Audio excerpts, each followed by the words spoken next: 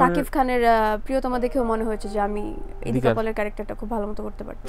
আমি আমার ছোটবেলা থেকে এখনো অবধি আমি খায়রুল বাশারকে বলেছিলাম যখন আমাকে মেরেছিল, আমি তোমার চরম পরিমাণে সৌভাগ্য যে তুমি মন্দিরাকে 6 থেকে 7টা চর মেরেছো এবং অনেক জোরে। বলে কেন আমাকে আজ অবধি আমার বাবা মাও কখনো মারেনি, প্রচুর ছাড় দিয়েছি। তো পাশে জ্যাকলিনও বসেছিল, পাশে অ্যাঞ্জেলিনা জোলিও বসেছিল, দিন শেষে আমার কাছে এসেছে। আমার খুবই কম দেখা হচ্ছে, বাংলা ছবি একদমই দেখতাম না।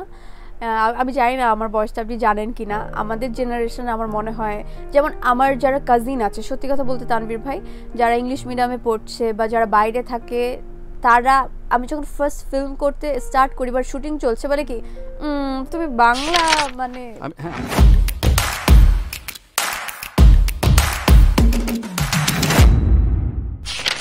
যেমন আমার ফার্স্ট স্পেশাল হচ্ছে যখন আমি জানলার শরণার্থী থেকে বের হই 2012-তে। তো যখন এই জন্য স্পেশাল কারণ তখন আমি ফুল ক্রাউড দেখেছিলাম, মানে পুরো স্টেডিয়ামে আমাদের যে গ্র্যান্ড ফিনালে হয়েছিল, তো আমি যখন পারফর্ম করছি পুরো মন্দিরা মন্দিরা বলে চিৎকার করছে স্টেডিয়ামে, তো ওটা একদম অন্যরকম, ওটা আমি আগে যেটা কখনো পাইনি, তো ওটা একটা স্পেশাল ডে আমি অবশ্যই বলবো। তারপর আমি যেহেতু নৃত্যশিল্পী ছিলাম, আমি 3-3বার ন্যাশনাল অ্যাওয়ার্ড পেয়েছি। আবার প্রথম ন্যাশনাল অ্যাওয়ার্ড পেয়েছিলাম আমি আমার নিজের কোরিওগ্রাফিতে। আচ্ছা, তখন আমি অনেক ছোট ছিলাম, ক্লাস 8-এ পড়তাম, কিন্তু এটা আমার কাছে অনেক বড় যে আমি নিজের কোরিওগ্রাফিতে আমি জাতীয় পর্যায়ে মানে জাতীয় পুরস্কার পেয়েছি। তো ওটা আমার জন্য খুবই স্পেশাল ছিল। আবার এখন কাজল রেখা, এটা একদম আবার আলাদা। পার্সোনাল লাইফ দুঃখ নেই আসলে, খুবই আনন্দে আছে। আমি একদম অভিনয় করি না। আবার অনেকে এটা নিয়েও বলছে যখন আমাকে আটকেই রাখে, তো ওই জায়গায় অনেকে বলেছে যে খুব খারাপ লাগছিল যে এরকম কেন করেছে তোমাকে, যে সে চটটা মারে।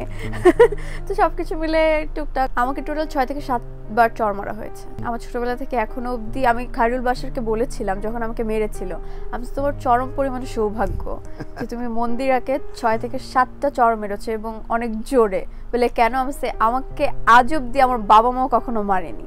মানে মারার মতো মারতে গেলে তো একটা কারণ লাগে, হয়তো বকা খেয়েছে আমি অনেকবার, যেটা করো না এটা এইভাবে করো, কিন্তু আমাকে কোনো গায়ে হাত তোলেনি কেউ। আমি তোমার সৌভাগ্য অনেক যে তুমি একটাতে শেষ হয়নি, কারণ ওর হচ্ছিল না হয়তো, কারণ আমি অনেক বছর হয়ে গেল, তো অনেক বছর পরীক্ষায় অনেকবারই পাশ করে ফেলেছে সে। তারপরে অনেকে বলে যে কখন কি হয় বলা যায় না, প্রচুর ছাড় দিয়েছি। তো পাশে জ্যাকলিনও বসেছিল, পাশে অ্যাঞ্জেলিনা জোলিও বসেছিল, দিন শেষে আমার কাছে এসেছে। যার সাথে থাকবো সেটা তো আমার পাকাপোক্ত হয়েই দেখতে হবে যে মানুষটা কিরকম। ইউএস আর নো বলার ক্ষমতা আছে বলে তো এতদিন কাজ করিনি, তো সবগুলোতে ইউএস বলে কবে আমি চলচ্চিত্র নায়িকা হয়ে যেতাম। না করার পয়েন্টটা ছিল যে প্রথম যখন আমি চলচ্চিত্রের অফার পেয়েছি তখন হচ্ছে 2014। তো ওই টাইমে আমি বেশ ছোট ছিলাম, নাচে দুর্দান্ত থাকলেও আমার কাছে তানভীর ভাই মনে হতো যে আমি অ্যাক্টিং পারি না, আমার কাছে এটা একদমই মনে হতো। তখন আমি নাটকেও কাজ করতাম, টিভি শোবিসের কাজ করতাম, কিন্তু আমার কাছে মনে হতো যে এটা তো বিগ স্ক্রিনের ব্যাপার, সিনেমার অভিনয় একদমই আলাদা আমার কাছে মনে হতো তখন, যে ওটার জন্য আমি রেডি না। তো যেটার জন্য আমি রেডি না সেটা তো আমি হুট করে করতে পারি না। এইটা একটা পয়েন্ট আমার কাছে সবসময় মাথায় ঘুরতো যে আমার শিখতে হবে, শিখে তারপর আমি যাব, নয় আমি কোনো রকম করে, অনেকেই দেখেছি কোনো রকম করেই বিশাল বড় নায়িকা হয়ে যায় বা বড় পর্দায় তাদেরকে দেখায়। যখন আমাকে কেউ এসে যখন আমার অভিনয়টা দেখে আমাকে পচা বলবে বা গালি দেবে, সেই জিনিসটা তো আমি একদম নিতেই পারবো না। এই যে এখন এত পরিমাণ ভালোবাসা পাচ্ছি, আমি অনেক কষ্ট করেছি বিধায়, নয় এমনি এমনি তো কেউ আমাকে ভালো বলছে না। তো এই একটা পয়েন্ট। আর আরেকটা হচ্ছে আমি একটু তখন অলস প্রকৃতির ছিলাম, এখন অনেক পরিশ্রম হয়েছে, আগে খুবই অলস ছিলাম। একদম ছোটবেলা আমার কারিনা কাপুরকে দেখে মনে হতো। ছোটবেলা যখন কাভি খুশি কাভি গম দেখেছিলাম, ওর যখন নাচতো বলে চুরিয়া, তখন ওকে দেখলাম হতো যে আইবু এসে আমি ওর মতো নাচতে পারতাম, ওরকম ড্রেস পরতে পারতাম, এরকম শুটিং করতে পারতাম এরকম। তারপরে যখন আমি ঐশ্বরিয়ার কাজ দেখলাম, হাম দিল তে চুকে সনম, দেবদাস, এই টাইপের প্যাটার্নের কাজ আমার ভীষণ ভালো লাগে। সামহাও আমার কাছে মনে হয় আমার সাথে যায়, এরকম মনে হয় আমি জানি না। এই জিনিসগুলো দেখে আমার আরো আগ্রহ জন্মিয়েছে যে আমি তো তখনও তো আমি নাচ করতাম, আমি তো অনেক ছোটবেলা থেকে নাচ করি। তখন আমার হয়তো আই উইশ বাংলাদেশে এরকম কাজ হতো, আমাকে নায়িকা নিত, আমি যদি কাজ করতে পারতাম। মানে ছোটবেলা থেকে এরকম নায়িকা ব্যাপারটা নিজের মধ্যে রেখেছিলাম আর কি। সবাই দেখেছে, সবাই খুবই ভালো বলছে। তারা আসলে আমার ক্লোজ যারা সবাই খুবই এক্সাইটেড আমাকে বড় পর্দায় দেখার জন্য, তারা দেখেছে, খুব ভালো বলেছে, তাদের কাছে ভীষণ ভালো লেগেছে আমার। এটা আমি বলতে পারি যে হলে যখন অনেকে একসাথে বের হচ্ছিল, এটা আমার এক্সপিরিয়েন্স হয়েছে কিছুদিন আগে। তো একটা ফ্যামিলি ছিল, হাজব্যান্ড ওয়াইফ আর তার দুটো বাচ্চা নিয়ে তারা দেখতে এসেছিলেন। তো সবাই এসে আমার কাছে আসছে, সেলিম ভাইয়ের কাছে আসছে, খুব ভালো ভালো বলছে, এটা সেটা। তো মানে সব ভালো শুনছি তো তখন তার ওয়াইফ আমাকে এসে জড়িয়ে ধরলো, ছবি তুললো, খুব ভালো বলেছে যে সে তার ছোটবেলায় এই কাহিনীটা তার মার কাছে শুনেছে, বড় হয়ে এই চলচ্চিত্রটা দেখলো, খুব ভালো লেগেছে। হঠাৎ করে পাশ থেকে তার স্বামী বলেছে আমার কিন্তু অতটা ভালো লাগেনি। তো এটা কিন্তু হতেই পারে, আমি একদমই মন খারাপ করিনি, কারণ সবার টেস্ট তো সেম না। আর কাজল রেখা যে সবারই ভালো লাগতে হবে নট লাইক দ্যাট। যাদের এরকম গল্প ভালো লাগে তারা কি অবশ্যই দেখবে, যাতে ভালো লাগে না তারা অন্য একটা চুজ। দেশি নায়িকা একদম ছোটবেলায় দেখা হয়েছে আমার শাবানা ম্যামের ছবি, কারণ আমার দিদা হচ্ছে বাংলা ফিল্মও দেখতো, ইন্ডিয়ান ফিল্ম আমি দেখতাম না আসলে, আমার খুবই কম দেখা হচ্ছে, বাংলা ছবি একদমই দেখতাম না।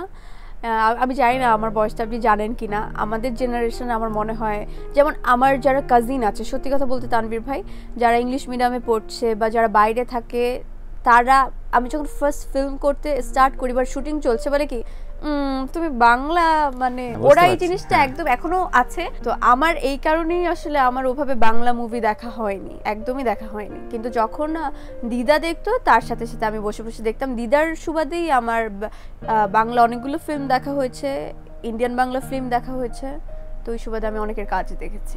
আমি তো সেলিম ভাইকে খুবই খুশি দেখছি আসলে, এবং বারবারই জিজ্ঞাসা করছি সেলিম ভাই আপনি তো খুশি কেন, কিছু বলে না, শুধুই হাসে। তো আমার কাছে মনে হয় যেহেতু বলছে না, মানে মানুষ হাসে কখন, অবশ্যই ভালো কিছুই হলে, আমার মনে হয় যে ভালো কিছুই হচ্ছে বা যাচ্ছে, তার জন্য সে এত খুশি। আমি জানি না নেক্সটে কি আছে, কিন্তু আমি খুব বধির আগ্রহে আছি। সেলিম ভাই নেক্সট কাজও আমি করতে চাই। এখন আর আমার কোনো প্রবলেম নেই এটা কবে রিলিজ হবে না হবে, কারণ এখন আমি টানা কাজ করছি। কারণ এটা বলছি কারণ সেলিম ভাইয়ের বিগত যতগুলো ফিল্ম করেছে প্রত্যেকটা ফিল্মেই এক একজন দুবার করে চান্স পেয়েছে, 2-3 বার করে চান্স পেয়েছে। আমি তো সেলিম ভাইকে এটাই বলেছি, যেহেতু আমি কাজল রেখা করে ফেলেছি আমার তো আরেকটা আবদার থাকতেই পারে। তখন উনি বলেছে হ্যাঁ অবশ্যই আছে, সামনে দেখা যাবে। এখন যেমন আপনার পরের সেলিম ভাইয়ের কাজ করেছে হচ্ছে পরিমণি, তো সে তো মিডিয়াতে কাজ করছে, এবং বিগত আগে যতগুলো কাজ করেছে সেলিম ভাই কাজ করার পরে কিন্তু তার লাইফের একটা সে নিজেই তো তারপর থেকে কিন্তু সে অনেক ভালো ভালো কাজ পেয়েছে, অনেক ভালো ভালো ডিরেক্টর আমাদের দেশের বাইরে। সো এটা আমি আপনার সাথে দ্বিমত প্রকাশ করলাম। তারপরে হচ্ছে পাপপূর্ণতে যে কাজ করেছে সুমি খুবই ভালো ভালো কাজ করছে, কিন্তু সে তো থেমে নেই, হয়তো নেক্সটে কোনো ফিল্মেও। আমি এটা খুব ভালো মতো অবজার্ভ করেছি এই কয়েকদিন, এবং এটা আমি আমার মা বাবার সাথে, কারণ আমি যতগুলো 4-5 দিন ধরে আমি দেখলাম খুব সফিস্টিকেটেড এবং এডুকেটেড পার্সনরাই বেশি দেখছে। লাইক যেমন ধরুন একটা টিম গিয়েছে পুরা জগন্নাথ ইউনিভার্সিটির প্রফেসর থেকে শুরু করে যারা শিক্ষকতায় আছেন এবং স্টুডেন্টরাও দেখছে, এবং যারা কিছু আমি এরকমও ফ্যামিলি পেয়েছি যে যারা ডক্টর ফ্যামিলি অর সামথিং, খুবই নাইসলি একটা ক্রাউড যাচ্ছে, কাজল রেখা দেখছে, উপভোগ করছে, এবং তাদের প্রতিক্রিয়া দেখে আমি তো ভীষণভাবে আসলে মুগ্ধ, তারা যেভাবে আসলে দেখছে এবং কাজল রেখাকে তারা গ্রহণ করছে। সাকিব খানের প্রিয়তমা দেখেও মনে হয়েছে যে আমি ইদিকা পলের ক্যারেক্টারটা খুব ভালো মতো করতে পারতাম। তো এরকম হতেই পারে, সবার সাথে কাজ করতে চাই আমি, যারা এখন ভালো ভালো কাজ করছে সবার সাথে। আমি ফারুকি ভাইয়ের কাজ করতে চাই, রায়হান রাফি ভাইয়ের কাজ করতে চাই, আমি ভিকি জায়েদের কাজ করতে চাই, আরো অনেকে আছে, আমি শিহাব ভাইয়ের কাজ করতে চাই, সবার কাজ করতে চাই। ফিল্ম হোক ওটিটি হোক, যেমন ভিকি জায়েদ ওটিটিতে খুব ভালো কাজ করে, আমি এই জন্যই আগ্রহ প্রকাশ করি তার সাথে কাজ করার। আমার প্রসেসটা হচ্ছে আমার অভিনয় দেখে যদি আমাকে তাদের যে ক্যারেক্টার তারা ভাবছে, বা যদি মনে হয় যে না ও পারবে, পারফেক্ট, বা ওকে দিয়ে করিয়ে নেওয়া যাবে, অবশ্যই তো তারা আমার সাথে যোগাযোগ করবে। কারণ এরকম অনেকে, শুধু বাংলাদেশে না, কলকাতা থেকেও আমার বড় বড় ডিরেক্টর প্রডিউসার অলরেডি আমার ফোন এসেছে 3-4টা। তো যেমন তারা এখনো কিন্তু কাজল রেখা দেখেনি, জাস্ট গান দেখেছে বা ট্রেলার দেখেছে, তো এরকম দেখে যেভাবে আমাকে ফোন দিয়েছে, তারা আগ্রহী আমার সাথে কাজ করতে, কথা বলতে চায়, কাজে নিতে চায়। তো আমার কাছে মনে হয় এইভাবে ব্যাপারটা হলেই আসলে আমার জন্য সুবিধা হবে, কারণ প্রত্যেকটা মানুষ তো আসলে সেম না। এটা আসলে পারবো না তানভীর ভাই যে ফোন দিয়ে যে আপনাদের নেক্সট কাজ কি নিলে কেমন হয় বা আমি আগ্রহ প্রকাশ করব, এটা আমি আসলেই পারবো না। কেমন আছেন, ভালো আছে, অবশ্যই সবার সাথে আমি সম্পর্ক রাখবো, কিন্তু কাজের পারপাসে যে আমার এই কাজটা প্রয়োজন বা আমাকে নিতে হবে, এটা আমি কখনো বলতে পারবো না। কারণ আমার কাছে মনে হয় যে বাংলাদেশের কিছু কিছু ডিরেক্টরকে আমি এটাই বলবো যে তারা গুটি কয়েকজনকে নিয়েই তারা কাজ করছে, একটার পর একটা একই আর্টিস্ট 5টা প্রজেক্টে পর পর। যেমন সেলিম ভাই এত বড় একজন ডিরেক্টর, আমি মন্দিরা তার কাছে কিছুই না আমার কাছে মনে হয়। যে কিন্তু সে তো আমি আগে কখনো চলচ্চিত্র করিনি, কিন্তু সে তো ভেবেছে যে আমাকে দিয়ে কাজল রেখা করানো সম্ভব। আমি একদমই এই যুগের মেয়ে, সে আমাকে সবসময় দেখেছে জিন্স আর টপস পরে থাকা।